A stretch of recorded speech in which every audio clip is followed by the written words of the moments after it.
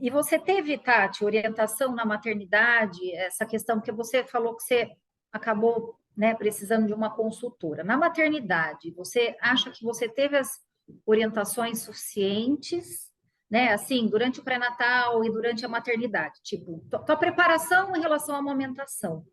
Você Uhum. acha que foi suficiente ou você ainda mesmo assim se sentiu insegura de precisar de alguém?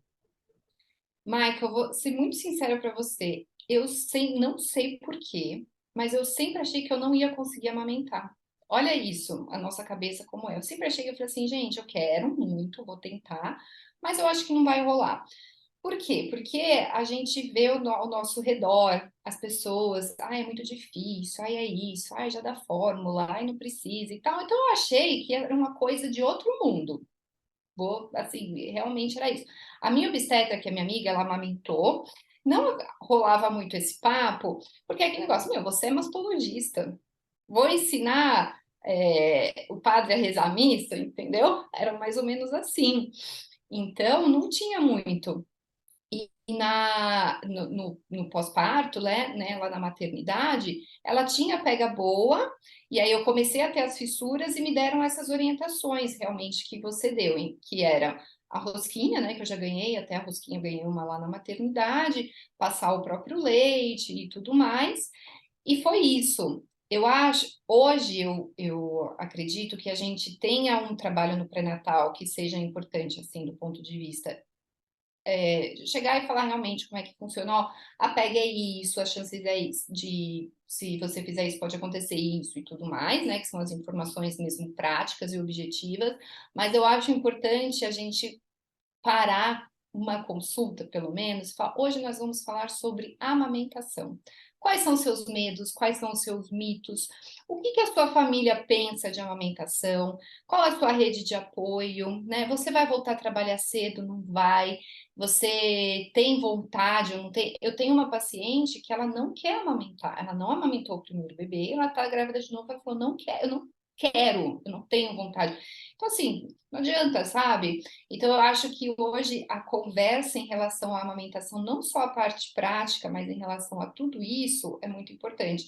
Porque, assim, gente, é uma doação, né? O bebê mama aproximadamente 3 em 3 horas. A gente fala, hoje é livre demanda, você não precisa mais ficar contando o horário. Eu falei, graças a Deus, não vou contar o horário e tal. Só que ela mamava de 3 em 3 horas, a livre demanda dela era essa. Duas, 2h30, tá lá. 2 e meia, entendeu? Então, assim, às vezes você pensa, Só putz, não deu as 3 horas ainda. É, e o horário começa a contar a partir do momento que você começa a dar. Não é que assim, ai, pronto, terminei, agora eu tenho 3 horas. Não, se ela ficou mamando 1 hora, então já tem duas no mínimo aí pra, né? Então hoje eu voltei, né, a fazer pré-natal, que ela já tá com quase 7 meses e tudo. Então hoje é uma coisa que eu penso da importância da gente conversar sobre amamentação e da importância da equipe multidisciplinar. Por quê? Nós temos informações, a consultora de amamentação tem algumas outras informações. Por exemplo, eu não faço laser, eu sou mastologista, e geralmente não é uma coisa que, não sei se você faz laser ou não, ou se você deixa para consultora, para enfermeira. Então, eu acho que a equipe multidisciplinar é muito importante e a gente avisar a nossa paciente sobre a possibilidade disso, que não para ser um sofrimento, que não precisa ser um sofrimento e também cada coisa que pode acontecer. A apojadura me assustou muito. Eu falei, gente, que é isso? Do nada minha mama doeu, quente. Eu falei, gente, e não é assim com todo mundo, mas é importante falar, ó, pode ser assim com você e vai dar tudo certo, tá? Vai passar. e o que fazer com a pojadura, né? Porque, Sim, em geral, o que acontece? A mama fica túrgida, o mamilo fica esticado, o bebê não consegue fazer a pega correta pega. e não consegue extrair porque o mamilo está esticado.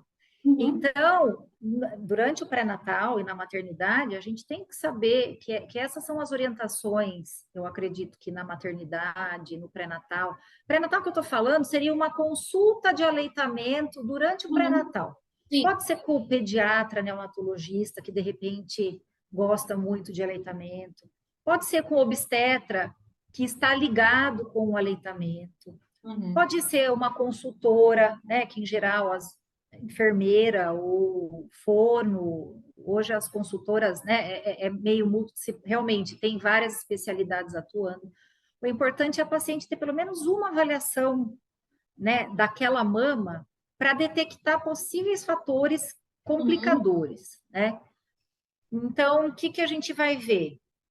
O quanto essa mama cresceu durante, né, durante a gestação, que aquelas mamas que crescem muito, a gente sabe que vai ter mais leite, aquela mama que não cresce nada, você já vai pensar numa. Então, assim, a gente tem que ter um olhar para a amamentação, que às vezes eu também sou obstetra, e a gente não tem esse olhar. Uhum. Até porque o que acontece? Quando a gente se forma, né, durante a residência médica, a gente tem a formação, a gente vê os 3 primeiros dias do aleitamento, que normalmente é a enfermagem que acolhe, e depois a gente não vai ver, na nossa formação, a gente não vê como que essa paciente fez para amamentar, né?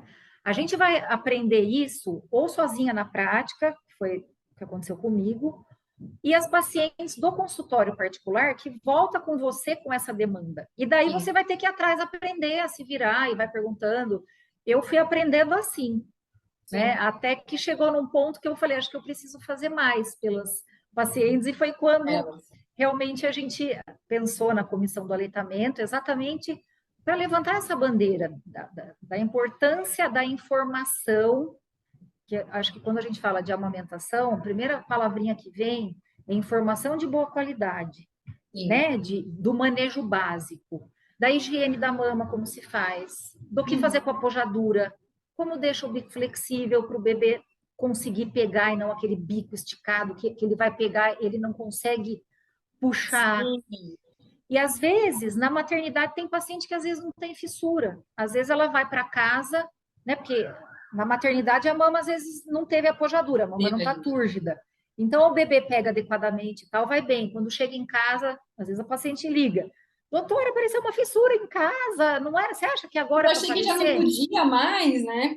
Isso, e na verdade, a apojadura é o momento que mais tem fissura, porque Uhum. é quando o bebê, é quando a gente mais precisa do bebê mamando e é quando a gente menos consegue fazer o bebê mamar, né? Pela dor e pela dificuldade do bebê em abocanhar mesmo, por causa Aquela é desse o que mamilo. aconteceu comigo. Eu falava, Isso. não, Maica, e olha só, aí você junta uma puérpera, obstetra, né? E aí ela não conseguia pegar direito por causa disso, exatamente. Ficou plano a mama, só ficava o mamilo, né, a papila para fora, e aí ela não conseguia pegar direito. Eu ainda não tinha aprendido a fazer as massagens, né, para deixar, né, para ajudar nessa questão. E aí eu falava, meu Deus, essa menina não tá mamando, ela não tá mamando, e ela vai ficar com hipoglicemia, ela tá muito sonolenta, ela não tava assim. Fiz destro na minha filha, tá? Porque ela tava 90, ela tava ótima, porque, né? E aí você vai, as pessoas vão querendo dar pitaco. Aí chegaram para mim e falaram assim: esvazia a mama com a bombinha. Eu falei, gente, mas se eu esvaziar a mama com a bombinha nesse momento, o que que vai acontecer? Primeiro que eu não vou aguentar, porque a bombinha não é igual. Se você tem aflição, às vezes, na mamada, a bombinha, então, é um pouquinho mais aflitivo. Segundo, eu vou estimular muito mais. Então, vai ser assim: eu vou estar enxugando gelo, eu vou estimular cada vez mais e tal. Então, eu acho que, primeiro, o que é importante, a rede de apoio de realmente chegar e falar assim, para poder falar com a sua médica ou com a sua enfermeira: olha, está acontecendo isso, o que que eu faço e tal. E a informação de que essas coisas podem acontecer e já saber de antemão o que que você pode fazer. Planejar, exatamente. Porque fissura e engurgitamento são coisas que são esperadas. Uhum. Então, a paciente que sabe, tá bom, esse aqui é apojadura, então eu tenho que fazer isso, ela já sabe. E aquilo se torna uma experiência mais agradável. Para mim, Tati, a minha experiência com a apojadura foi eu tendo alta hospitalar, com mala nas costas, e a mama doendo, doendo, e eu não conseguia mamar também. Fui lá no banco de leite do hospital, cheguei lá chorando. Acode uma obstetra e mastologista. Daí as meninas foram me ajudar a deixar o mamilo flexível pro. Então, Uhum. essa foi a minha experiência, mas meu bebê tem 14 anos. Então, a gente não tinha tanta informação como a gente tem hoje, não existia consultora, não existia. Foi realmente assim, na A prática raça. mesmo. Então, A assim, raça. quando na raça, e eu acho que a gente falando sobre aleitamento, a gente consegue passar isso para as pacientes, né? Para elas não passarem por isso, porque a gente médica se desespera, a paciente que não é médica vai se desesperar tanto quanto, porque a gente sente a mesma coisa, é a dor, é aquela sensação de puerpério, aquele monte de hormônio, aquele cansaço extremo, enfim, Medo do precisa de uma bebê não rede estar de falando, apoio, né? De acontecer sim, alguma coisa. precisa da rede de apoio familiar, a rede de apoio profissional. Então, Uhum. assim, resumindo, então, essa questão né, dos primeiros dias que a gente acabou falando, né, nesse bate-papo sobre os primeiros dias da amamentação. Uhum. Foi isso o tema no final. Então, resumindo, é isso. A gente tem que ter informação, uma avaliação durante o pré-natal com alguém que dê essas orientações, para que vocês fiquem seguras para poder passar por essas situações que vão ocorrer também. Uhum. E, e lembrando novamente que essas consultoras, as consultoras, né, como eu falei, no SUS, ainda acho que nem, eu não sei porque hoje eu não trabalho mais no SUS, eu não sei como está, mas eu tenho contato muito com o pessoal de banco de leite por causa da sociedade, por conta de mastite, etc e tal, então eu tenho contato com o pessoal do banco de leite. E o banco de leite, como eu falei, do SUS, eles são abertos e naquela paciente que não consegue achar uma consultora, que não consegue, é uma via que funciona. É importante a Importante as gente pacientes lembrar saberem que existe isso, né? que existe Importante. isso, e os bebês do SUS, muitas vezes, tem muito prematuro, tem, às vezes, muito bebê, né, com algumas síndromes. Então, elas têm um manejo grande com bebê com dificuldade. Primeiro que eles têm um N, né, um número de pacientes Enorme. enorme quando a gente vai comparar. Então, assim, se tem um número enorme, eles vão ter uma experiência enorme também. Uhum. Então, a dica, então, que eu vou deixar para vocês, quero ver, Tati, que você quer falar para a gente, mas a minha dica é informação durante o pré-natal e uma Uhum. avaliação. Você quer deixar algum comentário, Tati? Olha, Maica, isso também acho essencial. Informação durante o pré-natal, saber que acontece com todo mundo. Às vezes isso assim, você vê os outros só falando, só eu não consigo, não, acontece com todo mundo, todas é, essas batalhas aí durante a amamentação. Mas para quem tá afim, vale muito a pena. Então, é muito importante também a rede de apoio, porque eu acho que não tem nada pior do que você tá lá batalhando com dor para fazer aquilo dar certo e vir alguém aqui.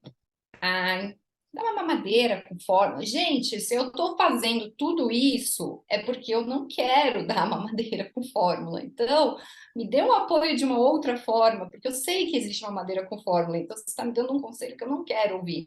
Então, essa rede de apoio realmente é muito importante, um apoio psicológico para a gente também, que tem que vir da família, do parceiro, de todo mundo. E a informação durante o pré-natal, isso é uma coisa que eu mudei hoje no meu pré-natal. E vai ter assim agora. Vamos falar de amamentação? Ponto, acho importante. Então, pessoal, esse foi o nosso bate-papo de hoje. Nós estaremos, né, providenciando outros vídeos com outros temas, todos relacionados a essas dificuldades da amamentação. Então, eu espero que vocês gostem. Se vocês quiserem mandar pergunta, dúvidas, sugestões de como melhorar esse canal e esses bate-papos, sua sugestão será super bem-vinda. Então, um abraço, obrigada, Tati, e a gente vai se ver Obrigada a outras vezes. você. Sim, com certeza. Tchau!